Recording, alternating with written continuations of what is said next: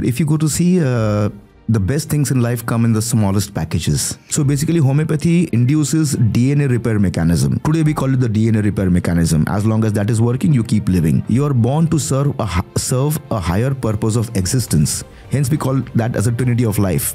The mind, body and spirit. And AI was so accurate that they were exactly mentioning what kind of homeopathy I'm practicing. I was like, who did I mention that to? Second thing is, in modern medicine, they do not appreciate the idea of disease transfer. So this is definitely the future. Coming back to the autism area, sometimes it's inherited, sometimes it is triggered off because of certain unnecessary repetition of doses of vaccines. Seems like it's not made to help you become stronger. It feels like it made them make more money. Treba da bude kao, ljudi, napravili smo igricu koja menja pravila komuniciranja. Ukoliko ste umorni od površinskih razgovora, ukoliko nekada ne znate šta da kažete ili ne znate na koji način da započnete razgovor koji će imati smisla, Kosogor metod je tu. 170 pitanja pažljivo osmišljenih, inspirisana iz ovog podcasta koji vodimo već 6 godina, koji će vam pomoći da vodite razgovore na način na koji mi to radimo ovde. Ukoliko želite da poklonite nekome za rođendan ili želite da probijete led na prvom sastanku ili da igrate povremeno sa svojom porodicom i najbližima, uz ovu igru ćete doći do onih iskrenih odnosa, do povezanosti i do razumevanja koje nam je danas i više nego potrebno. Ukoliko ste umorni od svega toga i želite nešto da promenite na jedan zabavan, kreativan i, ja mogu slobodno da kažem, oslobađajući način, možete da dođete do toga. Link se nalazi u opisu.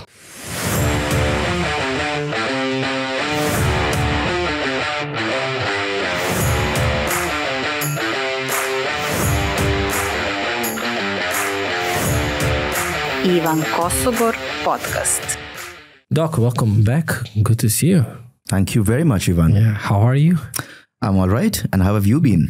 Now I'm great. Now you're great. When I saw you today when you were coming in, I said, thank you. Remedy for my eyes, and I meant that for sure. Thank you very much. I'm so glad you trusted me. Yeah, I'm so glad I trusted you. That's the point. Because it's been over a year. We talked about that, and it feels like it's been 2 weeks, 3 weeks to me. Thank you so much. It speaks volumes about our relation and friendship now. Exactly. Today, I wanted to start actually to open up because the first conversation we had, I was skeptical a little bit. And then once you start using certain terms, I didn't see them before, so I didn't have the meaning in my brain. But now, since I tried multiple times, what are you Couple doing? Of times, yeah. It seemed and it showed me that it actually worked miracles, but there is an explanation behind the miracle. So that's why I'm so excited for this conversation. Yeah, today. I mean, many times when my patients do not understand what I do, they falsely call me a magician till I explain to them what happens and replicate it over time and also teach them how to do it. Then they see that there is more science to it than magic. And medicine is always a two-way traffic, you know. The doctor knowing is one thing and the patient accepting it is the most important thing. And that's how it works. Yeah, I remember the first time I left from your office, and Emily was like, "How is it?" I was like, "Emily, honestly, I'm not sure. That the medicine was too small." And then that night, and then the following nights, and I was like, I feel like I don't have any stress in my life anymore. It was equal to miracle to me at that point. Lovely. You know, nowadays, because of the advertising campaign and the way it is designed, that big is nice. Everything has to be larger than life, colorful, loud. But if you go to see, the best things in life come in the smallest packages. You know, for example, you would not take liters of a vaccine, would you? I mean, it's just one dose and it works for you forever. So the same principle applies to homeopathy. So it comes in a very small dynamic dose. People try to find particles in there. But then I would give you a small corollary or a small example that while you're using Wi-Fi at home, for example, you use your remote control or your handheld mobile device to turn on a particular electronic application, for example, television. Do you think there is any transfer of matter happening there? It's only information which is being passed on to induce the right kind of reaction by turning the TV on or modulating its volume or its brightness and all that. Same thing is happening with homeopathy. Homeopathy is nothing but nanopharmacology, as we call it.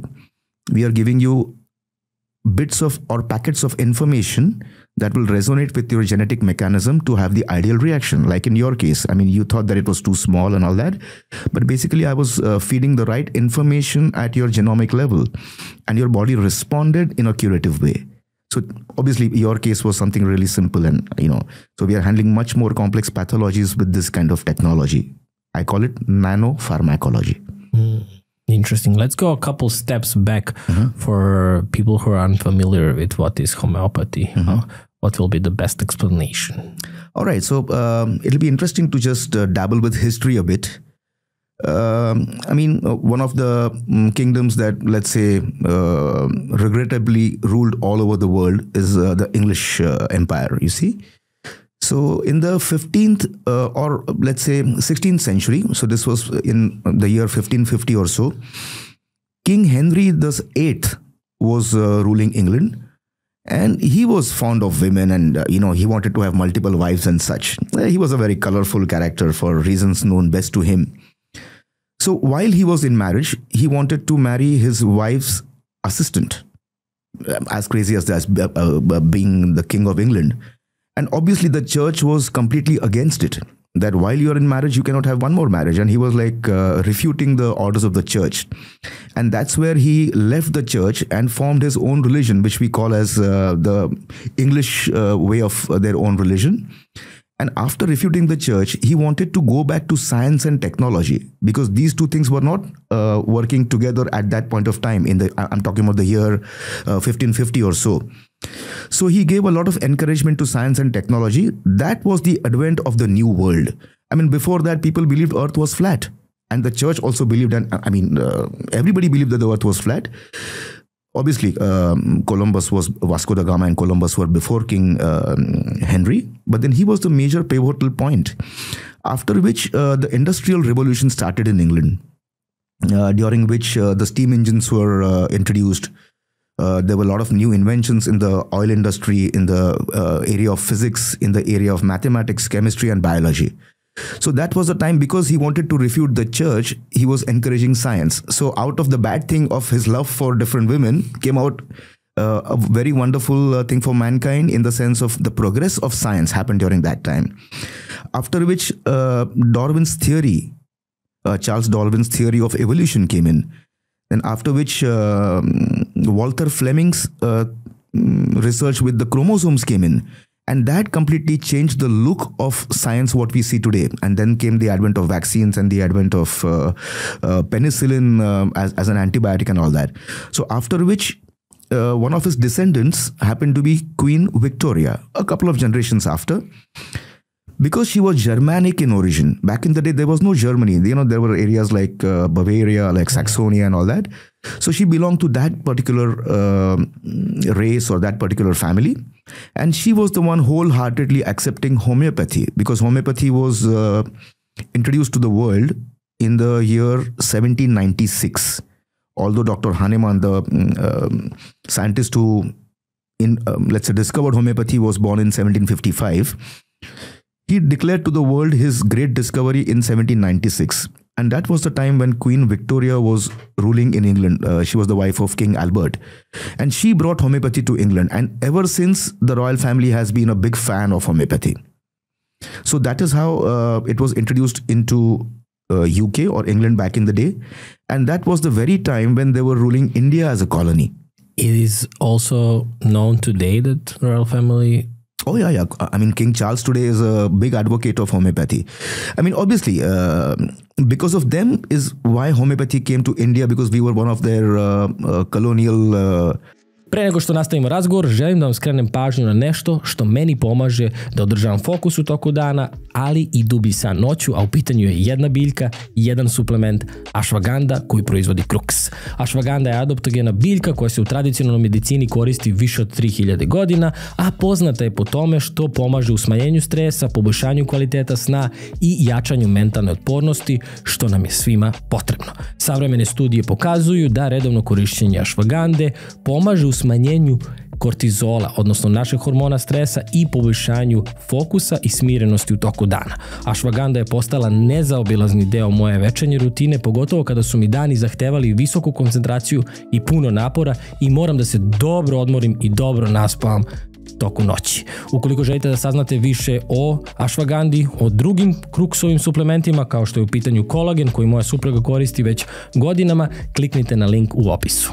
Sponzor današnje epizode je i kompanija Voden i ukoliko ste kao i ja i pričate puno, bit će vam potrebno puno vode. A najbolji saputnik u svakom trenutku za mene jeste upravo Voden flašica koja u sebi ima filter, tako da mogu da pijem vodu sa bilo kog mesta, sa bilo koje česme u bilo kom trenutku. I to zaista puno znači. Ja sam neko ko pije filtriranu vodu već godinama i znam koliko je važno da unosimo kvalitetnu i zdravu vodu za naše biće i za naše telo, tako da je Voden zapravo ta neka vrsta prečice do čiste i kvalitetne vode. Također u Vodenu u svom asortimanu ima i razne druge aparate kao što su filteri koje možete da aktivirate na svojim česmama ili tuševi koje možete da postavite u svom kupatilu, tako da u svakom trenutku znate da je voda koja dolazi do vašeg tela ili ulazi u vaše telo je zapravo voda koja je čista, oslobođena svih onih hemikalija i stvari koje nam nisu potrebne, a koje se nažalost nalaze u našoj vodi. Voden je također posvećen i edukaciji, tako da sve o tome možete saznati više na linku koji se nalazi u opisu. Sponzor današnje epizode je i Natura Therapy. Ukoliko vam je stalo do zdravlja i birate samo prirodno i provereno, onda je Natura Therapy pravi izbor za vas jer oni u svim svojim suplementima koriste 100% prirodne i klinički ispitane sastojke. Njihov najpoznatiji i najprodavaniji proizvod jeste kurkumativ C3 kompleks koji je formulisan tako da pomaže kod ukočenosti, zapaljenja ili bolova u zglobovima. Također ga možete koristiti nakon napornog dana kako biste dali bolju podršku svom telu ili nakon nekog jačeg treninga. Također bih izdvojio i Brain Active za kognitivnu funkciju mozga, aloe veru za digestivno zdravlje, prostatol za muškarce koji brinu o zdravlju prostate i jedan zanimljiv suplement koji se naziva Snail kompleks za regeneraciju zglobova i elastičnost. Ukoliko želite da saznate više o ovim suplementima, kliknite na link koji se nalazi u opisu.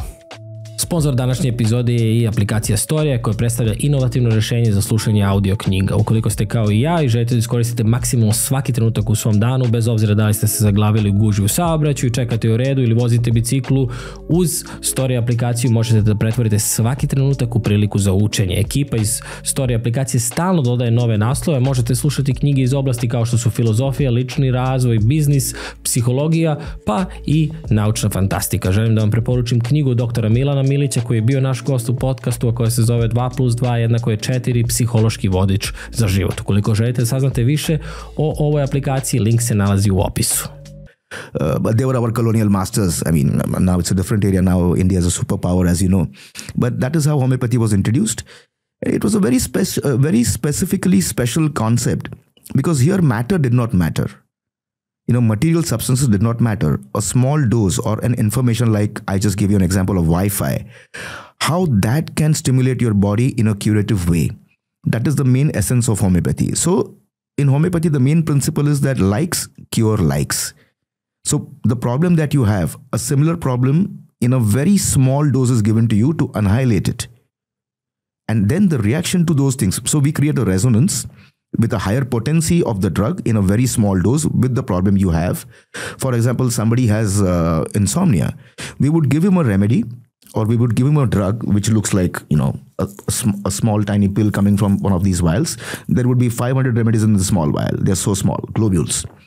So we would give you a small pill of this, which would in a healthy, normal person induce insomnia. That is how paradoxical it is. So if I give it to a healthy, normal person, a repetition of these doses, even if he has normal sleep, that would induce insomnia into him. So a person coming with insomnia gets this remedy and his sleep is reinstated or re-established. That's how homeopathy works. But why is that? Is that, I'm going to say something like a complete like. All right. Is that because maybe we have insomnia and our body is not aware, so our body is not fighting it unless you stimulate it from something different and show, oh, there is information about this problem. All right. Does this make sense? It does. So obviously, there are hundreds of reasons why somebody has insomnia. And we have to identify that reason and give a remedy which is similar to the reason or the cause of insomnia. Insomnia is an effect. An overworking brain is an effect. It is not normal. So we give a remedy to the cause. So somebody may have insomnia out of depression. Somebody have insomnia out of a disturbed relation, out of anticipatory anxiety of the next day, because of addictions, because of drugs, so on and so forth. So we have to look for the reason for insomnia and give a remedy similar to that reason, which induces that reason for insomnia. That's how homeopathy works. What do you wish more people understood about homeopathy today? I mean, first thing is that people should get over, like we already mentioned, about the size or matter matters. Because these informations are so subtle that people should understand that, for example, a vaccine. I mean, you're not taking liters of a vaccine, right? You take one shot of a vaccine, which stays in your body as a memory for the rest of your life, and you would never get that disease again.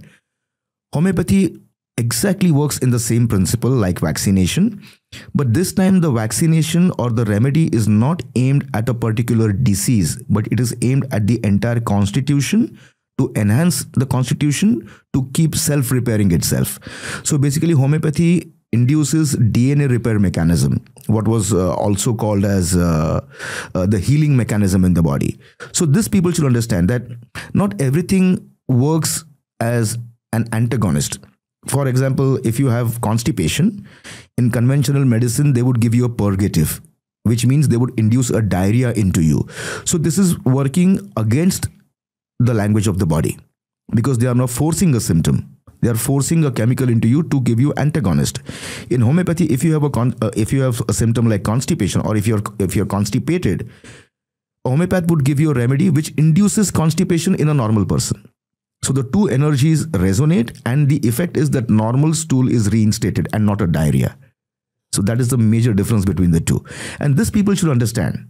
Like when they get a major pathology, for example, let's say some autoimmune pathology pops up into your body, and you start killing the cells which are causing autoimmunity. For example, your T4 lymphocytes or your WBCs are attacking your own cells.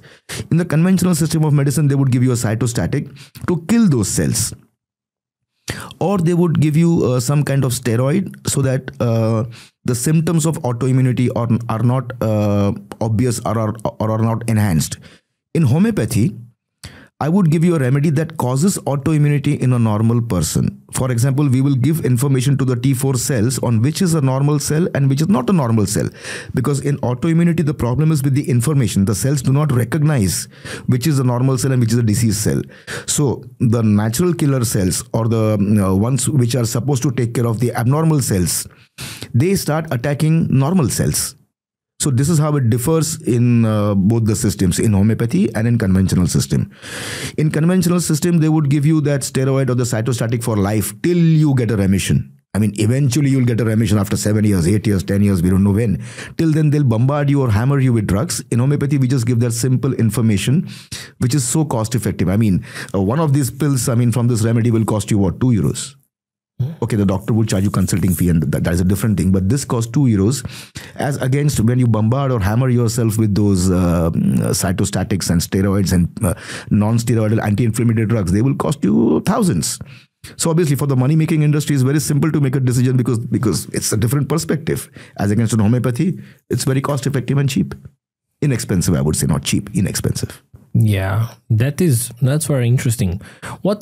How do you define the vital force in the body? Mm-hmm. Is that our inner energy? What's that about? Hahnemann, Dr. Samuel Hahnemann gave to the world this discovery of homeopathy in 1796. After that time, he gave a rule book. It was like a black box, on how homeopathy should be practiced. And this book, or this we call it the Bible of homeopathy. If you have to be a homeopath, you have to understand the organon of medicine, in which Hahnemann has laid down the rules of how homeopathy has to be practiced.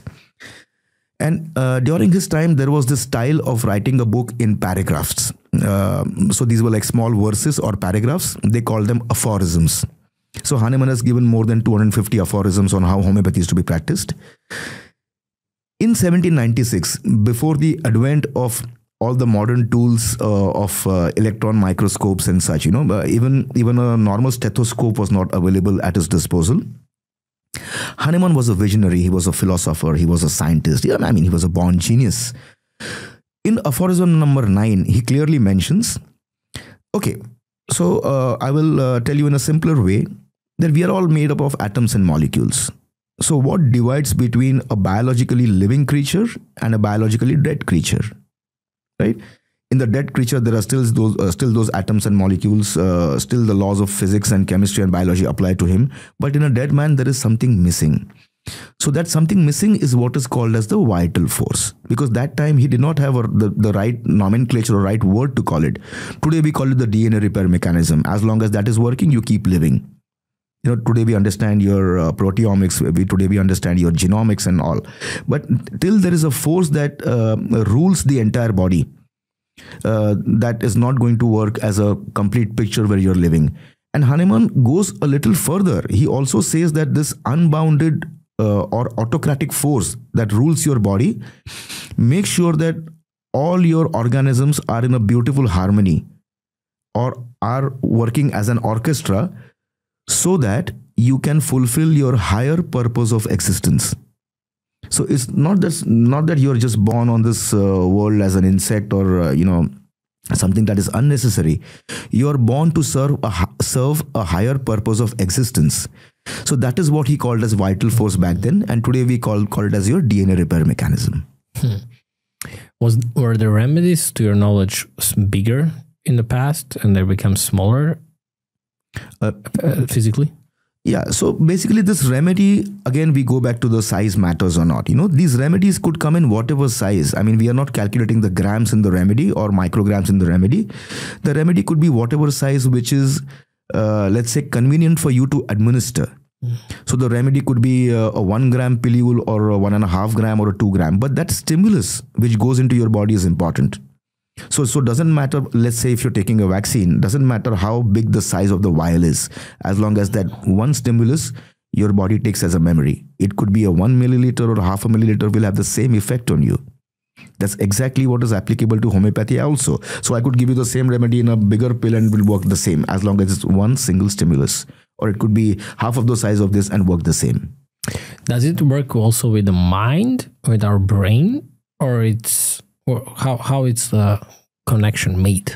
Right. So if you go to see the genetic code of the cell of a neuron remains the same as the cell of your hair or of your lung or of your heart. So we are all united by the same genetic code. So when a remedy is administered, it is going to work on all the cells, and which includes your mind, your body, and the spirit, which is also called as a vital force. So it's working on all three areas. Hence we call that as a trinity of life. The mind, body, and spirit. You go to any religion, this is the same trinity that is worshipped. It is always the mind, body, and the spirit. So the same, we are a part of this universe. So what applies to the entire universe is going to apply to us. So the remedy is not only working on one particular organ or one particular system, but it's working on your genomic code. And each one is blessed with a unique one. So each person, let's say, who gets diarrhea or who gets a headache would get a different remedy depending on his genomic code. And that's what we study as homeopath for 9 years till you get it right. And then there is a genetic homeopathy. All right. So homeopathy has evolved. Okay, I will here give you the example of Titanic. Right, the Titanic as a ship sank in the Atlantic Ocean back in the day. People were only talking about the story that about its richness and about the royal things were in the Titanic. Till modern technology, with the help of divers and submariners and all that, could dive deep into the ocean with the help of technology to understand what the ship was all about. Homeopathy is the same. Hahnemann has given or laid down its foundation in the year 1796.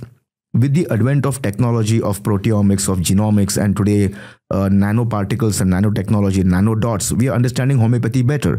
So homeopathy was always genetic. From the day one, it was genetic. We just did not know that it was genetic. Oh. And today, with the advent of science and technology, starting from King Henry VIII till 2025, now we're understanding homeopathy better. So I would not say homeopathy, there's a genetic homeopathy and non-genetic homeopathy. All homeopathy is genetic. Today, we understand it better. Is it AI becoming useful? Oh, yeah. All right. AI is obviously a baby that is teething. People are using AI more and more to understand problems or to come to solutions. It is replacing so many other things like, today Google has become obsolete because AI can draft paragraphs for you, make your legal letters, tell you which doctor to go to and which... I was looking at AI and I was looking at myself in AI because that's the first thing people do. And AI was so accurate that they were exactly mentioning what kind of homeopathy I'm practicing. I was like, who did I mention that to? It's nowhere mentioned, nowhere written. I do not know how they do that and they come up with such algorithms.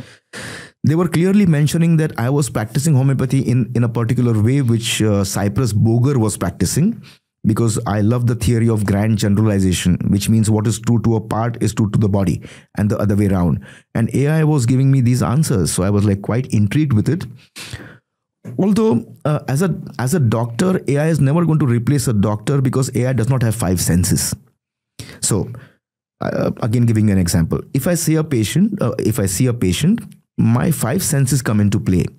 In AI, a complex algorithm will come into a play. So AI can give me suggestions on what remedy the person may need, but will never snipe to the perfect remedy.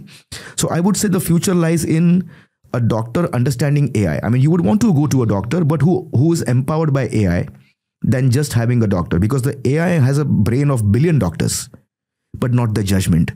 The wisdom will come from the doctor himself, but AI can empower him. So when you choose a doctor, you should go to a doctor who understands AI, that uses the doctor who uses AI as a tool, but not the complete solution to a problem or to finding the constitutional remedy for a patient. So AI does play an important part. In the year 2012, I started making my own software on, a doctor could be good and bad, but a software could never be bad. So I wanted to empower a doctor with a software. By using those guidelines, he can diagnose and also come to a remedy for the patient. This went on till about 2018, but perhaps this software was too ahead of the time. People did not understand what the software was trying to do. When I told people that this software will replace a doctor in the sense of his intelligence, they were like shunning it away. It's just not possible. And now in the year 2025, when my software has been only in the shelf, people are talking about AI and stuff like that.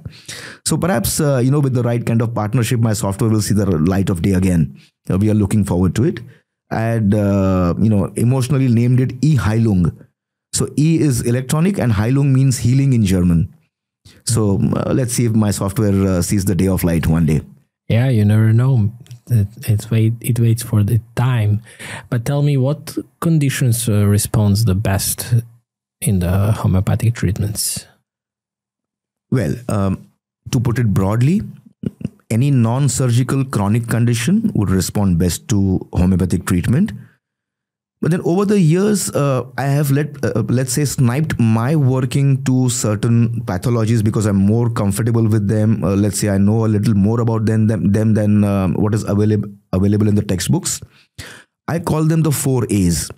So the 4 A's is, one is allergies, then is asthma, then is autoimmune diseases, and then is autism. So these are the 4 main pathologies I'm working day in, day out. Alongside, we are working with non-communicable diseases.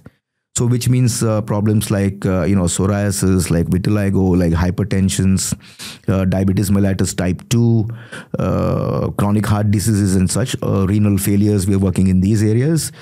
And also neurodevelopmental disorders. So children who are not developing normally, so we stimulate their morphogenetic gradients or their growth gradients for them to develop better. So these are the areas I'm comfortable with. Let's say I've got some kind of mastery. We are all learning, obviously. It can never be the end. Hence it's called medical practice. You never finish. So these are areas where I'm very comfortable with. Alongside, we have very great results in cases of infertility. People who have tried, obviously your first choice would be to go to IVF, when you're not conceiving naturally. So these are the cases where homeopathy has shown wonderful progress, wonderful results and such. Is it possible to use homeopathy as a prevention? It is possible for somebody who is hypoimmune. For example, somebody who's lacking in his immunity or his resistance. See, world is a hostile environment. There is bacteria, fungus, virus all the time, 24/7 around you. The environment, or as we call them, the epigenetic factors are always there. Homeopathy can strengthen you as a constitution so that you do not need medication in the future. That's exactly where I'm working with the athletes of the Olympic Committee, as you know. So I make sure that they do not fall sick. I'm talking about the Olympic Committee of Serbia, of course. So I make sure that these athletes do not fall sick so that they would not need a remedy. When you fall sick, your options are limited. You're limited with the line of treatment, or you're limited with the doctors and such. But if you're empowered to a level where you're not falling sick easily, is where science should actually look into, and that is the future of science, to make use of technology, to make use of medicine as a prophylactic and not as a cure. What do you believe is missing in the way modern medicine is treating the chronic or incurable disease and conditions? All right, so modern medicine is a very broad concept. Whatever is modern in medicine has been absorbed. For example, vaccination is a homeopathic principle, but which has been absorbed by modern medicine. And when we say modern medicine, obviously comes along surgery. So surgery is not medicine, but that has been absorbed or adopted by modern medicine. You see? Also, modern medicine has to be more broad-minded towards other sciences, because many times there are so many solutions available in what is called alternative today till it is adopted by modern science. So they decide what is alternative and what is not alternative. So that is my biggest grievance. I mean, if they look at every science as offering something unique and has to be adopted, that is what modern science is at the moment missing, because modern science is driven by pharmacology. I mean, you have to sell something. I mean, that is the area modern science should look beyond. So, for example, okay, like we gave the example that you could sell somebody drugs worth thousands of dollars, but if the same solution is available for something much cheaper, then that should also be looked at as a solution. For example, for my PhD, I was writing to several universities around the world, including UK and the US, but unfortunately, their response was not very encouraging. They have not even sometimes acknowledged that they have received my letter, because once they acknowledge, then they have to give an answer. So, I mean, broad-mindedness is something what I would expect from modern scientists to adopt, and not just be one-sided towards a factory that produces drugs or the industry that produces drugs. That's one area. Second is, even today, modern science does not look at disease transfer as a process. They only look at attacking a symptom and silencing that symptom. For example, if there's a fire burning in the house and the fire alarm sets off, you're hearing the fire alarm, modern medicine would just switch off that fire alarm, but the fire still exists. So that is one area where you need to go to, why is the fire alarm sounding so harsh and loud? It is because of the fire. So the fire has to be extinguished first. That's the first thing. Second thing is, in modern medicine, they do not appreciate the idea of disease transfer. So disease is transfer from, it's Newtonian. Energy can neither be created nor be destroyed. Obviously, Newton also came after Henry VIII, also important. So it is all Newtonian. Diseases cannot be created nor be destroyed. They can only be transformed. In modern medicine till date, they only look at one particular system or one particular organ. And that's why they have specialists and super specialists. Because once the disease goes from this organ to the other, then you just change the doctor. And the person still remains sick, going to the same concept of fire alarm and the fire going, right? So for example, somebody coming with a skin problem, and you use some certain local application, ointments, liniments, so on and so forth, till the skin problem is suppressed, and then the patient starts getting some respiratory problems. Then you just change from the dermatologist now to the chest physician or the respiratory specialist. So the disease has transformed to a deeper level. So So in fact, these guys should have been working together, right? But they are not. These are separate departments. I mean, okay, they will share their case records, but they will look at this case as completely different one. So the same eczema suppressed to an asthma is not connected. That is where modern medicine should look at, that why is this patient now suffering from asthma? Is this asthma inherited? Then it's a completely different topic, if it's inherited. But if it's acquired, how did he acquire this asthma? Was there any eczema, any atopic dermatitis, any kind of rash that was suppressed a couple of years ago and that led to asthma or not?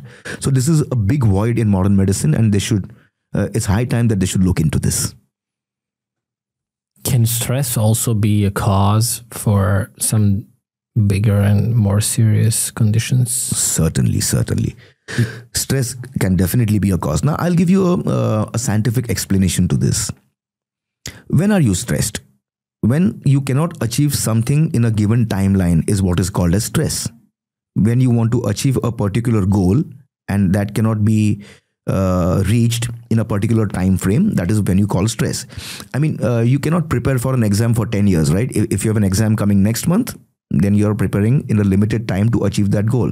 If it's for 10 years, you would not be stressed. But when the time comes into picture is when you're stressed. So whenever there is stress, there is a release of cortisol in your body. Now, cortisol is basically secreted by your adrenals or your kidneys.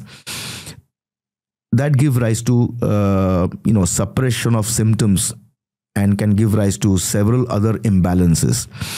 So whenever cortisol is released, this directly has an effect on what is called as telomerase, which is a biomarker in your cells.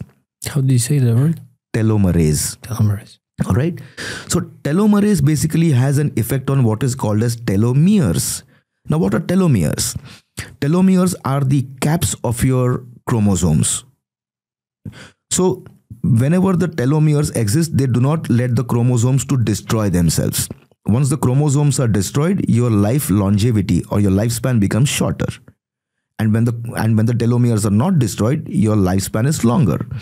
So right from cortisol, which occurs during stress, affecting telomerase, which now directly affects your telomeres.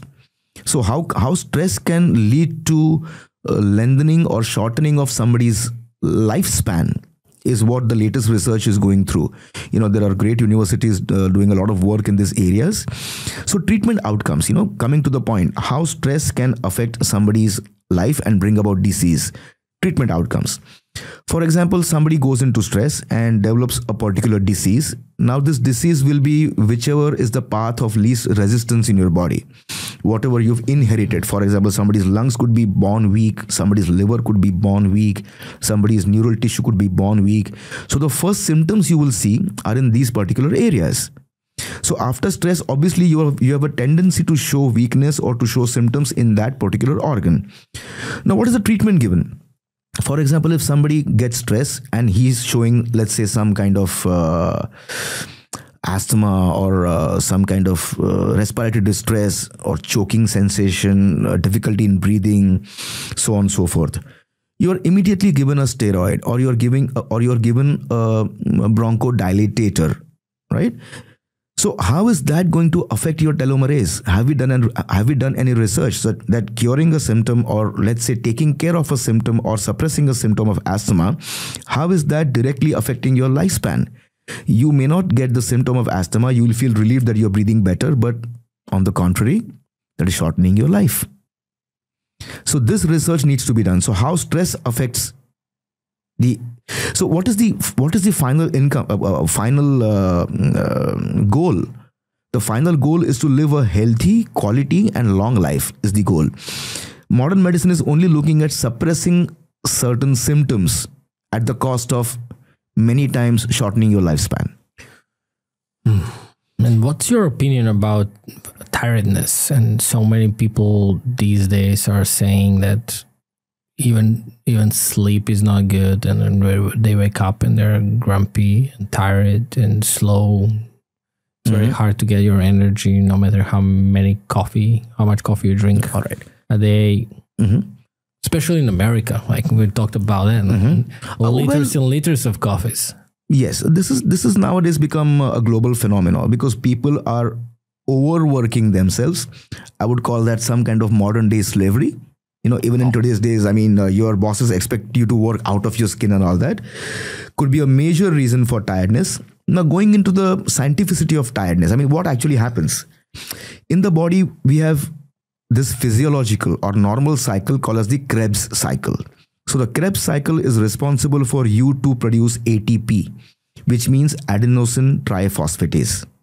Now, this ATP is what is generating your energy. So when you're burning a candle at two ends, obviously you're bound to have tiredness. So, and now what you're doing is again coming to the fire alarm and the fire. So when you're feeling tired, you're gulping liters of some energy drink, or you're taking some caffeine just to stimulate you. So in the first place, your body is tired because not generating enough energy. And now you're artificially inducing more stimulants into your body. So now you're burning the candle from both the ends. So this is the reason. So when you're tired, obviously you need to take rest, and you need to fix your energy cycles, like the Krebs cycles, which can be achieved through homeopathy, not by taking artificial stimulants which are further going to burden you. So you're injuring something which is already injured. So this is my straightforward take on how to fix your energy levels, mental, physical, and all of that. So it's possible through... Oh, yeah. So obviously the syndrome is called as the chronic fatigue syndrome, or there is myalgia, fibromyalgia, all that. We have hundreds of patients coming in and going out rejuvenated and new. Yeah. And so do you see homeopathy as like philosophy, science, both? Oh, wonderful. So in the first place, obviously, every kind of science disintegrates into philosophy. Or philosophy many times is the mother of science. See, Hahnemann was penning all these examples about transfer of genetic material. He has actually mentioned in his Organon of Medicine in the year 1810 that there are some material substances transferred from the father to the son, or from the mother to the progeny, son, daughter, whatever. This was later named as chromosomes by Walter Fleming in 1882.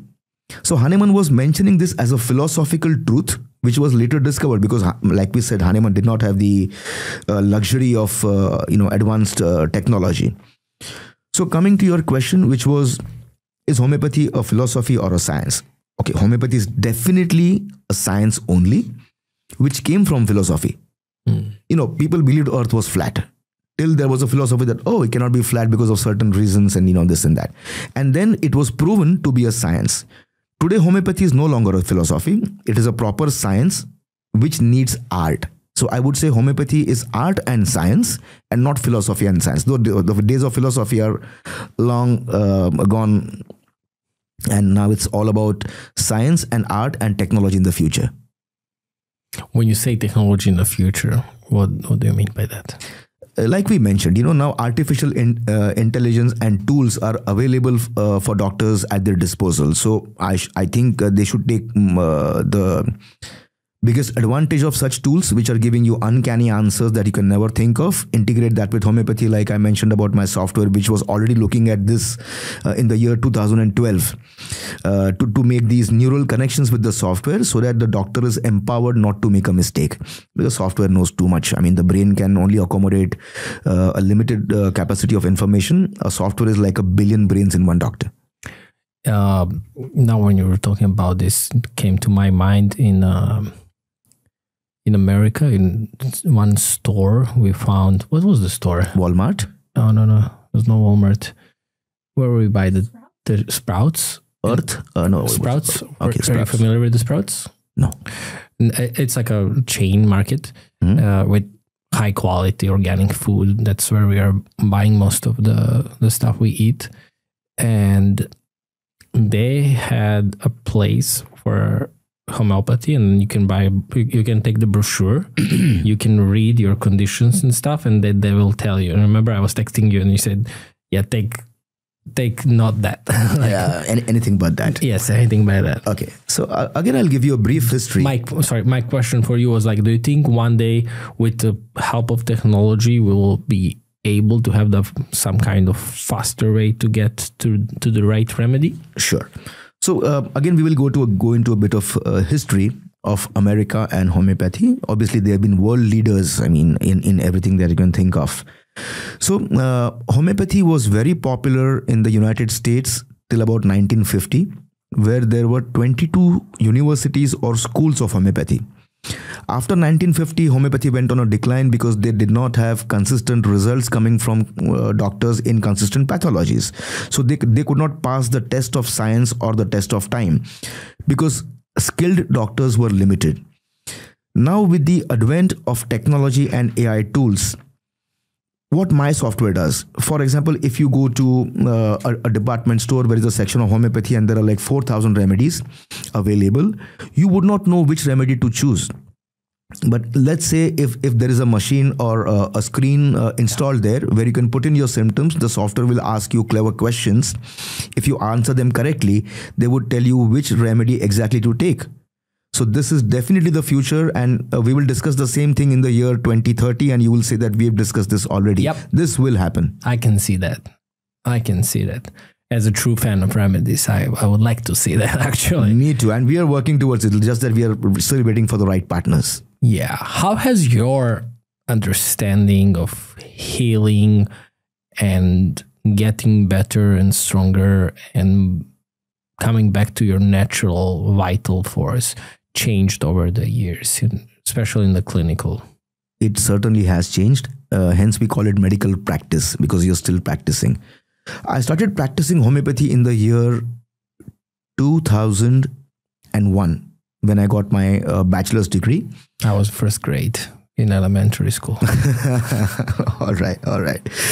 Now you make me feel old. I know. Yeah. So, which I am, obviously. Nah. So in 2001 is when I finished my bachelor's and when we are allowed to start practicing homeopathy.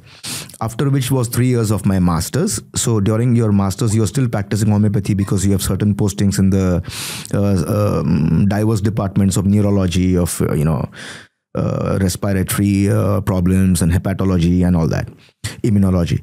So in the initial years, my history taking was longer. For example, when I used to sit with the patient, I used to spend a lot of time with the patient trying to understand him, trying to gather information from him. So this used to go on for 45 minutes to 1 year. If you cut to what is happening today after 25 years of my practice, once the patient enters into my clinic, I already start analyzing. And my history taking has gone so much shorter with the experience and with the failures that I've had in the past, which have transformed into more consistent and accurate results. So my history taking has gone from 1 hour to now 10 minutes. Now I'm just asking the right questions. Initially, I used to dabble with several questions and then, pull my hair out to understand which questions are to be asked. And the patient is telling you what you're asking. You will only get a good answer when you're asking a good question. So first I was asking questions which were around the bush, and now I'm asking straightforward questions. So that understanding has changed. Over the years, I started with treating trivial problems like cold, cough, fever and all that, which has transformed into now treating cases with autism, cases with multiple sclerosis, cases with first stage cancers, autoimmune renal failures, hepatic disorders, so on and so forth. So obviously my level has changed and my technique has gotten better because I exactly know what to pick from the patient. This has definitely changed. And this will, I hope, keep improving and changing. Yeah. How homeopathy can help with autism? What results have you seen? All right. So autism obviously is a psychological problem or a psychiatric problem where the neural networks in your brain are not perfect. It is not that you have a deformity. You can do hundreds of MRI scans and find nothing in the brain of an autistic kid. But these are neural networks which have not been established properly. So this is exactly what the doctor has to look into. So in the first place, is this acquired or is it inherited? It is still So it is still a very disputed territory because people do not know whether children are born with autism or do they have autism inborn or is it induced. Many times patients as doctors, I'm not a research scientist, I'm a doctor, right? So many times people or patients or parents will come to us and say that everything with the child was okay till about 18 months to 24 months. And suddenly, like a snap, everything changed. My child who was babbling, who was talking, suddenly stopped talking. Then we always ask, okay, what do you think could have led to this particular situation? Then they could give you several examples of drugs or unproven, I'm saying unproven new vaccines that they've taken. Has that led to autism is something that we have to consider. Sometimes we take it into consideration when the patient is telling you directly that after 18 months of my child's birth, we did 1, 2, 3, 4 things after which these symptoms started coming in. In homeopathy, we have a rubric, or we have one particular indicator that clearly says ailments after vaccination. Not everybody responds to a vaccine in a favorable way. We have seen in the COVID pandemic that not everybody responded to the vaccine in a particular favorable way. People got heart problems, people got their autoimmune problems back. I mean, many pharmaceutical industries or companies have been sued for it. People lost their eyesight, they got heart attacks. I mean, every day I see tens and dozens of people who come to me saying that after the COVID vaccine, they have these problems. So we take that into consideration because the patient is telling you that I never had this problem, and after the vaccine, this thing kicked in. So these factors also have to be looked at. And in homeopathy, it has been mentioned in the repertories that there is a rubric called ailments after vaccination, where there are 30 or 40 remedies listed. Sometimes it's a problem coming back to the autism area. Sometimes it's inherited. Sometimes it is triggered off because of certain unnecessary repetition of doses of vaccines. Vaccines don't need to be hammered to you. Body will keep the memory for life. So, I mean, certain things have to be looked at, and now there are many cases going on in court, pending judgment. We will see where it goes. So what was the results like with autism? Is that completely moved, changed? What's the difference with the kid? Yeah. So in autism, it is always advised that you start very early. So when, also in Belgrade, in Serbia, in USA, I'm treating a lot of patients with autism. The earlier they come, the better. So when we start treatment at about 2 years of age or 3 years of age, these patients restore their will and understanding back. So when the will and understanding comes back, everything falls in place. In autism, they are too introverted towards themselves. For them, the outer world does not exist. They do not know what a father is, what a mother is, why are these people with me. They are too much introverted towards themselves. Once a right remedy is given, they start looking. Man is a social animal. I mean, he should look at what is outside of him than within him. Then they start understanding the love of their parents. Then they start, once the will and understanding comes, the intelligence obviously follows. I'll give you an example. Let's say there is this beautiful pond of fresh water, and there is a plant growing at the bank of the pond, which is bearing sweet fruits. The goat comes and eats the fruit. The plant again reproduces to form another fruit. Again, the goat comes and eats the fruit. Now, the goat is eating the plant because the goat has to survive. But the plant also has to survive. So now what the plant does, this is what Darwin's theory of evolution says. Now the plant starts bearing thorns and makes its fruit a little bitter. So the goat is not coming and eating the fruit now, and now the plant can survive. So what changed here? What changed to the level that the plant adapted itself to survive? First, there was a will to survive. And after the will, then there was the understanding on how to change itself. So will and understanding shape a man, shape your experiences, shape the way you think, shape the way you look, shape the way your body goes. So the same thing happens in these cases of autism. So once a right remedy is given, the will and understanding to look outside of you to survive in this hostile world comes, then the intellect will come, obviously the language will come, and the moral values will come. So this is what we've been doing with hundreds of cases. Obviously, I have researched papers that you can go online and look at. So we've done a research with more than 300 children in Europe, India and USA in cases of autism, with 75% improvement in all cases. Wow. Yeah. It's been a global phenomenon, and we were watching a lot of stuff, especially because we have 2 babies. Mm-hmm. So it was kind of scary, I don't want to make a decision because obviously I'm not a doctor, but at the same time, it feels like also doctors are not making decisions. They're just like following the procedures. Unfortunately, yes. So it's very interesting concept of how they say that doctor is the most trusted person in the society.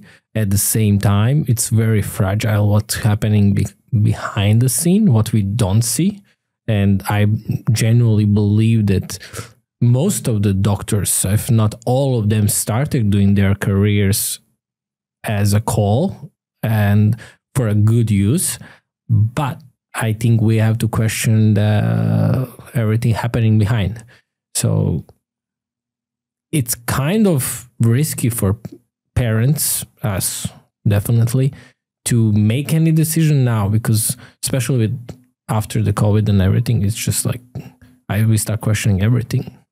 It seems like it's not made, like you used a good metaphor with fire and alarm. It seems like it's not made to help you become stronger. It feels like it made them make more money. Yes, I mean, unfortunately, you see, the pharmacy industry will only survive when there are problems which are not solved. If some problem, for example, like we gave an example, I mean, this remedy costs what? $4? And if this can solve a problem of a chronic disorder where we can save you tens of thousands of dollars, what do you choose? It's simple, right? So obviously, in the conventional system of medicine, the pharmacy industry goes hand in glove, which is not the case with homeopaths. I mean, obviously, when you choose a remedy, it is so inexpensive. You're only paying the homeopath for his time and for his expertise, but you're not paying for the drug. In the pharmacy industry, it's just the other way around. You're paying the doctor a minimal fee of a small amount, but you're paying a lot of money for the drugs.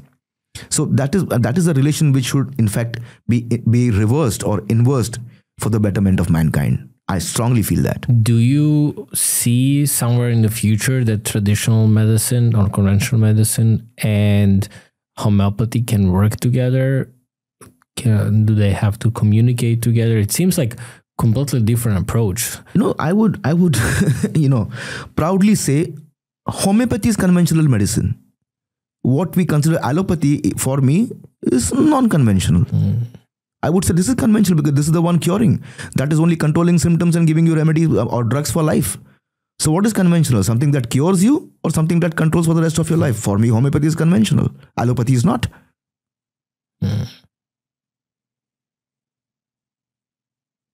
So when you say modern medicine, what is more modern? I think homeopathy is more modern because we are talking about nanopharmacology and they are still dabbling with chemical compounds and giving you liters of it and kilograms of it.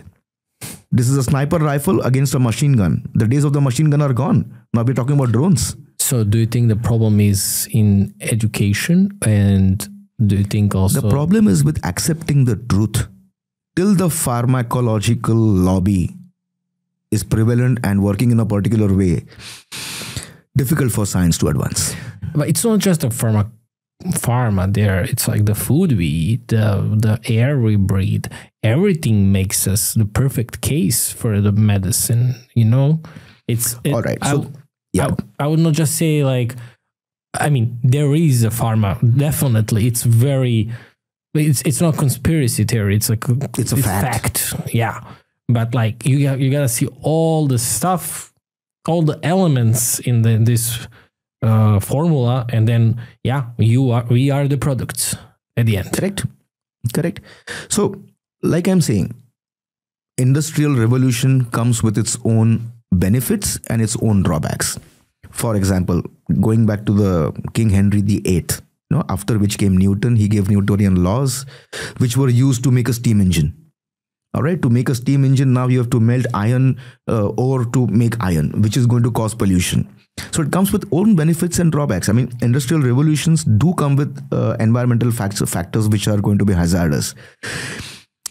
We cannot go and live in the Himalayas or go and live in the Alps and say, a human being is progressing. So it has to be a great balance. What actually disturbs you is the drugs and the chemicals that go into your body. that is actually more harmful than the environment outside you. You can avoid that, but if you have to take one drug for the rest of your life, you're inducing something which is going to be detrimental to your health, going to affect your telomeres, going to bring you different diseases such as neurological problems, also cancers and such. So I mean, that is what needs to change. When you say curing, do you find the difference between curing and healing and treating? Like what? I think also we are using false terms, and we accepted false terms as right terms. So now we are not questioning this stuff that you're talking about. True. Again, I'll give you 2 examples. First is we will accept what is the WHO example of cure. The World Health Organization has defined cure as a state of complete well-being, mental, physical, and social, and not just absence of disease or infirmity. So they say that it is a complete state of well-being, mental, physical, and social. Are we looking at social? No. And not just absence of disease or infirmity. Infirmity means something that is not firm or not something that is taking you off balance. That is what cure is about. Now, this is the current definition of WHO. In the year 1810, Hahnemann defined cure. You know, the way Hahnemann defined cure is, that was his first paragraph or first aphorism of his organelle of medicine. He could have started his organelle of medicine from how is homeopathy, how does it work, blah, blah, blah, blah. He said, I am making this science so that people can be cured. So what is cure was the first question, and this is the most important question. So he clearly says, oh wait, I have to go to the... Do you want to give internet? No, I have it here and now I completely... No worries. Yeah, I will have to. And tell me also, I wanted to ask you... Aphorism number 1, please go to that. Where we can find... where we can find those aphorisms? Oh, you can just Google Hahnemann aphorisms and go to the first. How do you spell Hahnemann? Hahnemann. Hahnemann aphorisms. And go to aphorism number 1. Aphorisms. Okay, I see them. Just give me a second. Just the first word, and then I'll tell you the entire thing. The physician's high and only mission is to restore. Yeah, got it. Gotcha. Got it. Should we? Yeah. So, in the first aphorism itself, Hahnemann opens, he says, the physician's high and only mission is to restore the sick to health, comma, to cure, comma, as it is termed. Now we will break this into parts. He starts with the physician's high and only mission. So he uses the word mission. So it's not like his job or his duty. He says it's a mission. So mission is something which is beyond you. The higher purpose of your existence is your mission while you're living. He says the physician's high and only mission is to restore the sick to health. He's not saying remove his symptoms, make him symptom free, suppress his problems, send him to the next doctor. He's saying restore the sick to health.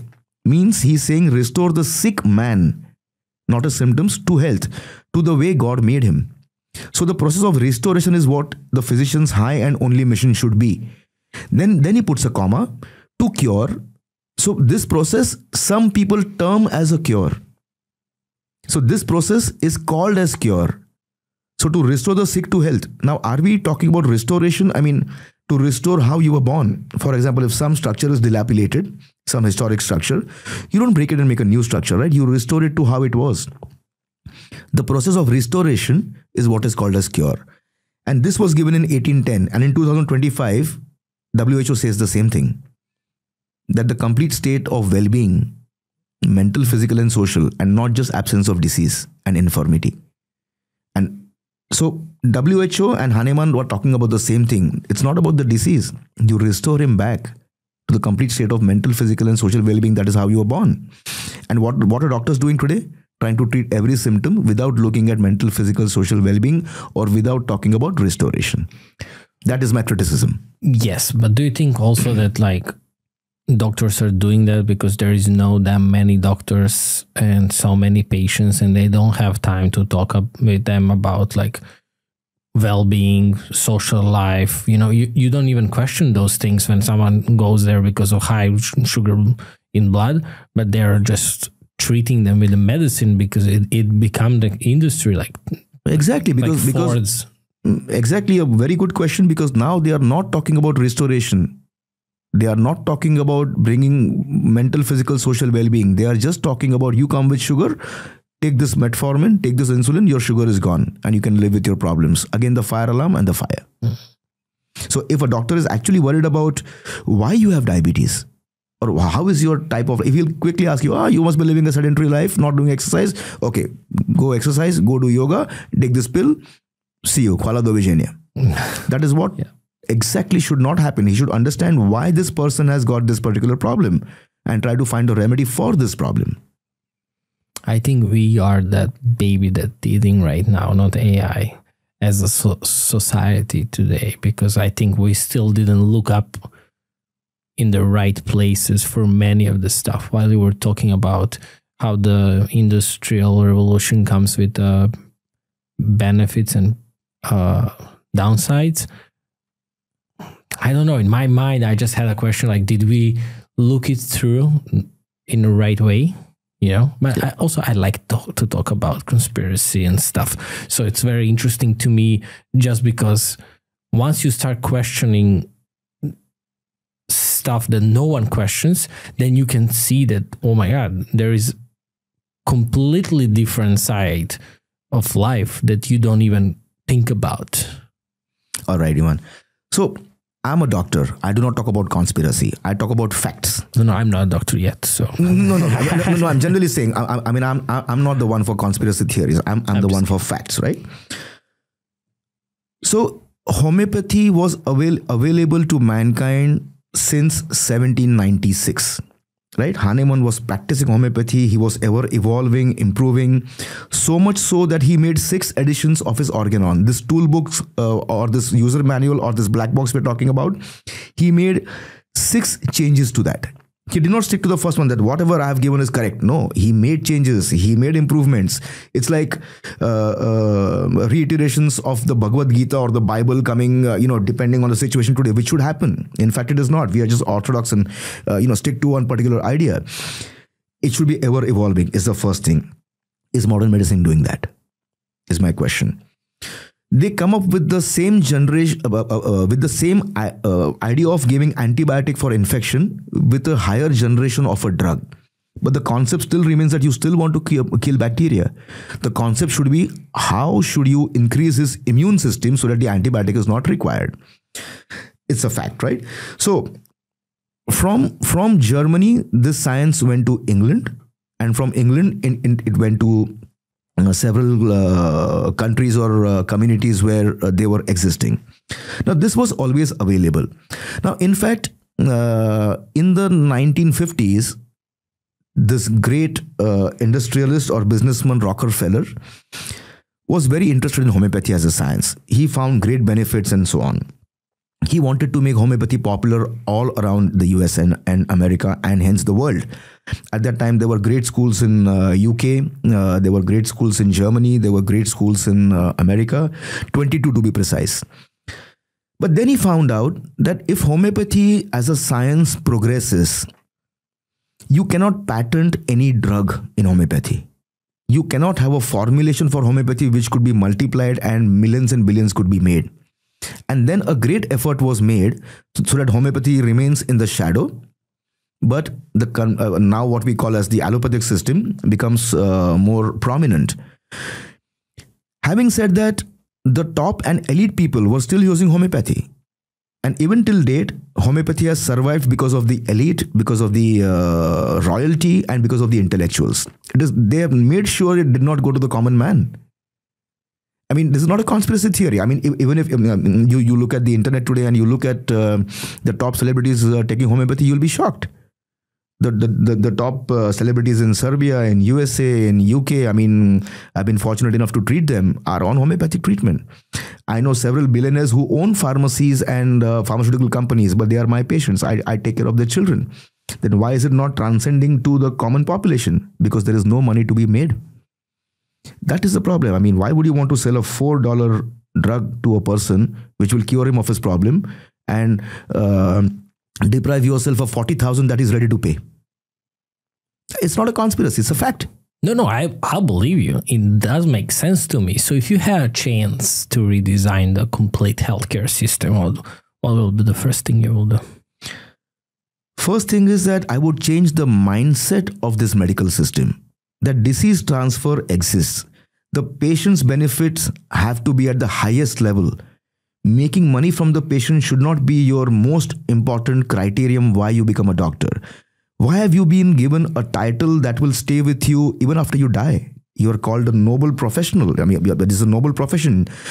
Being into medicine, I mean, being a doctor, being a teacher, being a lawyer, or being in the armed forces are called noble professions. I mean, where is the nobility gone? Is my question. Okay, doctors obviously should make money. You don't want to go to a doctor who's struggling. I mean, if a doctor is struggling himself to make 2 ends meet, is not going to make a wise and stable decision for you. Doctors, teachers, I mean, all these professions have to be highly paid. Only then they will not look at doing things which are immoral and which are only making money. But if the doctors are not paid well, then they will go and resort with these commission systems and, being hand in glove with the hospitals, trying to meet their targets, getting kickbacks from the pharmacy industry. It is a well-known fact. I mean, doctors get kickbacks from laboratories, from pharmaceutical industries, from hospitals and so on. It's not I'm not the first person, or I'm not trying to be a whistleblower here. Everybody knows that. Once that is taken away, only then he will think of your social life, of your well-being, of you becoming a greater person and living for your higher purpose of existence. This is, I mean, I've been shouting from the top of the mountain at the highest possible, pitch of my voice. I mean, people who listen are the ones who listen, and they come and seek homeopathic treatment. How people can learn more about homeopathy from some scientific way, and like from the sources that are completely legit. For a skeptic like myself, for example, if they want to go and learn more, what should they Google? Do you know, are there any books? Sure. In Serbia especially? Right. So you know how Google works. I mean, you're a specialist, Ivan. I mean, you know how exactly Google works. Google works by an algorithm on what should be shown to you. I mean, somebody who is going to invest money on a search engine optimization and such is obviously going to pop up first. Is this information going to be solid and authentic? We do not know, because it just pops up first and it tries your patience. You don't want to go to the 12th page where the right article exists, right? So Google, I would not recommend for people to study homeopathy. You should perhaps go to doctors who have solid material. Like even I really enjoy doing the podcast with you because you're open, you're asking me the right questions, and you're being neutral and open to ideas. Unfortunately, Google is not such. Google wants to sell you something. I mean, you Google any symptom about yourself and the first thing that comes up is, this could be cancer. Come on, how could anything be cancer, or everything could be cancer? So Google may not be the right thing. I think using ChatGPT to ask questions, or I've been intrigued with this DeepSeek and ChatGPT. They are giving you some right solid answers. They are telling you the drawbacks as well as the real facts about homeopathy or about this science.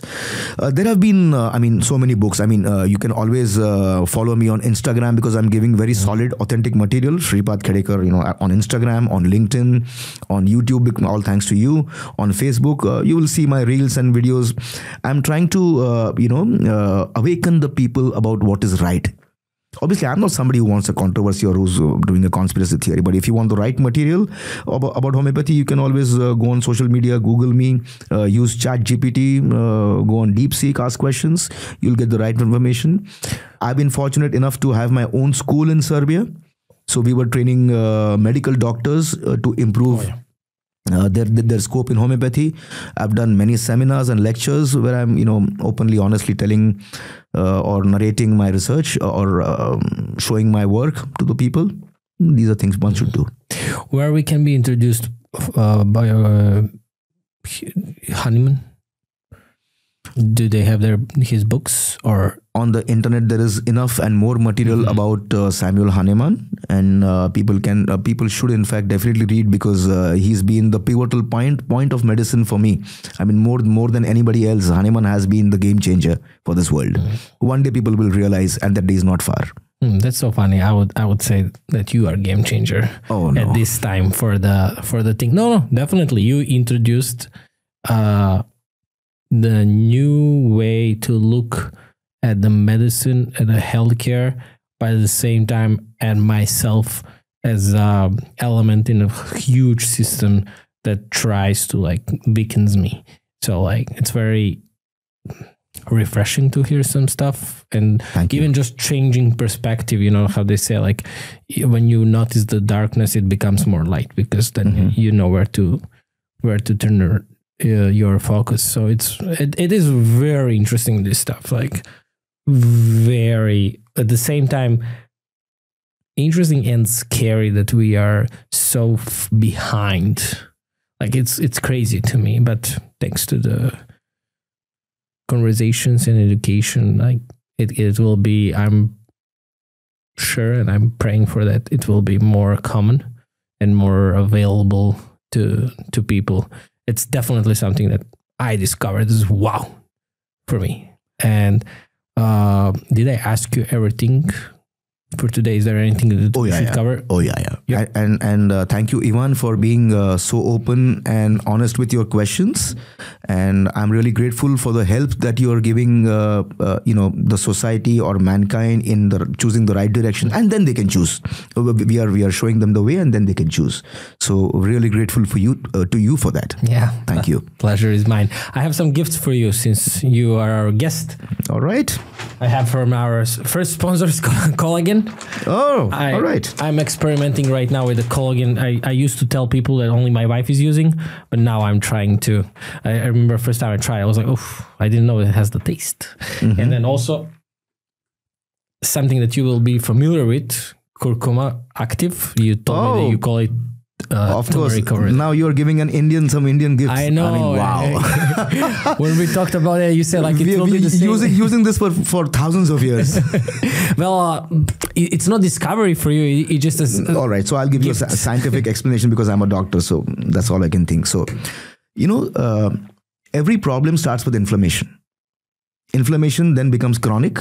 Chronic inflammation becomes induration, and induration leads to destruction. In the first step, I mean, we've been using turmeric since generations because it is anti-inflammatory. So Indian food is spicy and supposed to be with a lot of hotness and a variety of spices, but we always use curcumin. It is antiseptic and it is anti-inflammatory. So we nip it in the bud. So the same problem does not escalate into becoming something monstrous, or the disease transfer we are talking about. We nip it in the bud with this. So we've been using that since we are born. And it's very nice that you're introducing this to Europe. I mean, people will be definitely benefited. Yeah. Well, you see, we're trying to make sure that everything goes in the right way into the right people. So that is our mission. Like that is our call for Lovely. Sure. Thank you very much. Lovely I'm honored to see you. I hope that I will see you sooner than. Let's not wait a year to hang out. All right. Thank you, Doc. Thank you very much.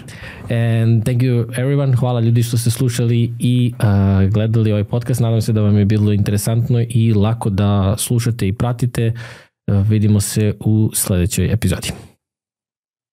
Pre nego što nastavimo razgovor, želim da vam skrenem pažnju na nešto što meni pomaže da održavam fokus u toku dana, ali i dublji san noću, a u pitanju je jedna biljka, jedan suplement, ashwagandha koji proizvodi Krux. Ashwagandha je adaptogena biljka koja se u tradicionalnoj medicini koristi više od 3000 godina, a poznata je po tome što pomaže u smanjenju stresa, poboljšanju kvaliteta sna i jačanju mentalne otpornosti, što nam je svima potrebno. Savremene studije pokazuju da redovno korišćenje ashwagandhe pomaže u smanjenju kortizola, odnosno našeg hormona stresa i poboljšanju fokusa i smirenosti u toku dana. Ashwagandha je postala nezaobilazni deo moje večernje rutine, pogotovo kada su mi dani zahtevali visoku koncentraciju i puno napora i moram da se dobro odmorim i dobro naspavam toku noći. Ukoliko želite da saznate više o ashwagandhi, o drugim kruksovim suplementima, kao što je u pitanju kolagen koji moja supruga koristi već godinama, kliknite na link u opisu. Treba da bude kao, ljudi, napravili smo igricu koja menja pravila komuniciranja. Ukoliko ste umorni od površinskih razgovora, ukoliko nekada ne znate šta da kažete ili ne znate na koji način da započnete razgovor koji će imati smisla, Kosogor metod je tu. 170 pitanja pažljivo osmišljenih, inspirisana iz ovog podcasta koji vodimo već 6 godina, koji će vam pomoći da vodite razgovore na način na koji mi to radimo ovde. Ukoliko želite da poklonite nekome za rođendan ili želite da probijete led na prvom sastanku ili da igrate povremeno sa svojom porodicom i najbližima, uz ovu igru ćete doći do onih iskrenih odnosa, do povezanosti i do razumevanja koje nam je danas i više nego potrebno. Ukoliko ste umorni od svega toga i želite nešto da promenite na jedan zabavan, kreativan i, ja mogu slobodno da kažem, oslobađajući način, možete da dođete do toga. Link se nalazi u opisu.